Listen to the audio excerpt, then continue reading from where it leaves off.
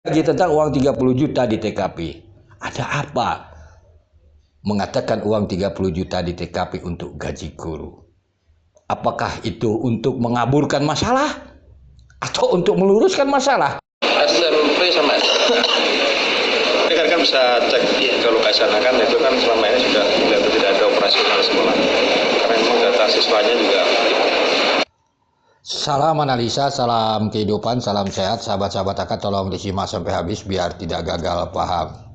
Makanya AK memulai menganalisa kasus ini. Di sana sahabat-sahabat AK di lembaga pendidikan yayasan tersebut AK menduga memang sekolahnya bermasalah dari awal. Makanya AK selalu berteriak sahabat-sahabat AK tentang uang 30 juta di TKP gaji guru katanya. Begitu juga sahabat-sahabat AK melihat ketua pengurus yayasan ingin menutup sekolah, kepala sekolah, pegawai sekolah, DWKO ingin mengundurkan diri. Di situ sahabat-sahabat AK ada suatu keganjilan. Kalau memang tidak ada bermasalah, buat apa melakukan tindakan-tindakan yang membuat kita tanda kutip mencurigainya. Ini kan permasalahannya itu. Sebab sebelum terjadinya peristiwa ini, tanggal 14, 15, 16, ya mereka itu aktivitasnya baik-baik saja. Itu lihat itu membawa komputer dan sebagainya. Kenapa setelah terjadinya peristiwa ini suatu ingin menutup sekolah, ingin mengundurkan diri dan sebagainya. Bahkan di sana juga kita melihat adanya Wahyu Kosasi bertemu di depan sekolah sahabat-sahabat AK yayasan di hari kejadian. Ini atas nama sekolah semua mereka. Tetapi dengan adanya pihak penyidik masuk ranah sekolah, tentunya ini kita paham.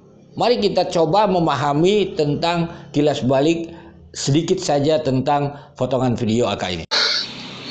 Bagi sahabat-sahabat mungkin di konten kreator yang lain tidak ada masalah begitu. Bagi AK ini masalah karena ini adalah petunjuk atau boleh dibilang barang bukti. Kan seperti itu. Mari kita coba, karena sahabat-sahabat sudah memahami mungkin karakter-karakter, tingkah pola para saksi-saksi yang ada di publik. Sekarang coba pahami apakah saksi ini jujur atau tidak berucap seperti potongan video ini.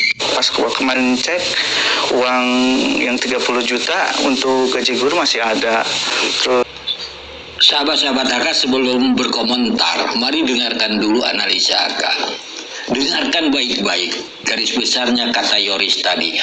Pas kemarin dicek untuk gaji guru masih ada. Pertanyaannya, guru ini menyangkut apa? Menyangkut sekolah. Apakah AK berpendapat selama hari ini kalau mereka menyangkut sekolah berani jujur? Tidak, AK mengatakan menduga itu bukan untuk gaji guru. Nah itu, AK kasih analisa lagi. Sekarang begitu. Ini kan kasus yang berbeda antara siswa fiktif itu bakal ada pendalamannya. Iya, itu kita mendalami terkait dengan yayasan ini, kita memperdalam terkait motif nanti. Sahabat-sahabat AK tolong disimak sampai habis biar tidak gagal paham. AK membahas kasus Rajapati ini, mengikutinya tetap fokus kepada kasusnya Rajapati ini. Tentunya Amel itu sebagai bendahara sekolah, terus kenapa yang mau tutup sekolah, mengundurkan diri, uang 30 juta di TKP untuk gaji guru. Di sini AK memahaminya. Ini ada masalah karena isu-isunya kan sekolah itu istilahnya bermasalah. Karena AK bukan konten kreator Subang, tentunya AK tidak bisa langsung datang ke sekolah tersebut sahabat-sahabat AK. Makanya AK berteriak kepada konten kreator Subang, kepada siapapun.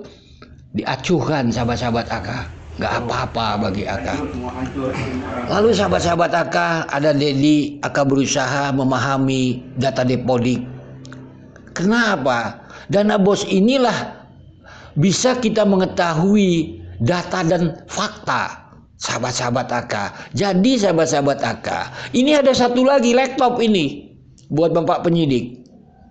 Kan begitu saran saja gitu. Karena di tahun 2021 ini dana bos tidak mungkin tidak pakai laptop. Pertanyaannya kembali, AK selalu berteriak, adakah laptop Amel sebagai bendahara? Masa iya bendahara tidak punya catatan dan sebagainya? Itu nanti sekali analisa yang lain. Jadi setelah Polda ini masuk ke ranah sekolah sekarang, tentunya harus memperdalami barang bukti. Ini kan 30 juta ini barang bukti menyangkut di TKP. Ya kalau muridnya banyak fiktif, bahkan mungkin kegiatan belajar mengajarnya tidak ada gitu, bisa. Ini kan bisa saja keterangannya juga fiktif. Kalau fiktif ada apa? Sehingga kasus ini fiktif semua. Susah menyelesaikan masalah, hasilnya blank. Tetapi agak yakin kan, kalaulah masuk ke ranah sekolah ini kasus ada terang benerang. Makanya agak bilang 7 Kapolda pun silih berganti, kalau tidak masuk ke ranah sekolah kasus ini tidak terang benerang. Itu lihat video-video AK. Sekali lagi, adapun sangkut paut atau tidaknya terhadap kasus Rajapati ini ranah sekolah, itu akan serahkan kepada penyidik. Lihat keterangan Dedi, ada pagi-pagi kepala sekolah di depan sekolah yayasan, itu kan ada saksinya. Apa itu sudah di BAP?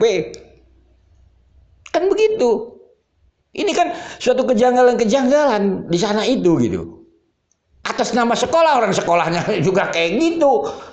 Makanya kalaulah penyidik sekarang sudah paham muridnya, paham tidak ada kegiatan belajar mengajarnya, tentunya mereka yang mengatasnamakan sekolah akan terbantah semua. Makanya penting ini masuk ranah sekolah. Itu pemahamannya sahabat-sahabat AK. Jadi bagi AK, proses blank-blank di kasus Subang ini tentunya banyak menghiraukan. Bahwa Amel adalah bendahara sekolah. Bahwa saksi-saksi DBKU adalah orang sekolah. Yoris ketua pengurus yayasan. Yosep pembina yayasan. Yosep itu siapa? Pembina yayasan hanya sebatas tidak paham dengan namanya teknologi, paling bisa dia main game HP. Akan tidak membelanya. Kalau masuk ranah sekolah apa Rajapati ya, tapi kalau ranah korupsi ya tangkapi saja mereka semua, termasuk itu bendahara kepala sekolah yang turut serta. Ini bagi AK gitu. Ya mudah-mudahan saja memang tidak ada sangkut pautnya dengan sekolah. Kan kayak gitu, agak simpel-simpel aja gitu. Ya agak berdoa kepada penyidik. Alhamdulillah sekarang sudah mulai masuk. Laptop harus disita. Maaf, kenapa tanggal semua data-data itu ada di laptop? Kalau pendapat AK, analisa AK, tapi tidak menggurui daripada penyidik lebih paham kan. Begitu juga proses-proses ini tidak terlepas dari kepala sekolah kalau dia mau masuk sekolah yayasan ini. Amel bendahara sekolah, kepala sekolah Wahyu. Mereka tidak bisa cair tanpa ada yang mengkutak-katik. Pelaporan-pelaporan ya nggak bisa cair, ketahuan. Bagaimana ini kasus bisa cair dana bos, muridnya fiktif dan sebagainya. Ini kan kerjasama semua ini. Yang bagian lapangannya istilahnya. Dari ketua pengurus yayasan sampai kepala sekolah.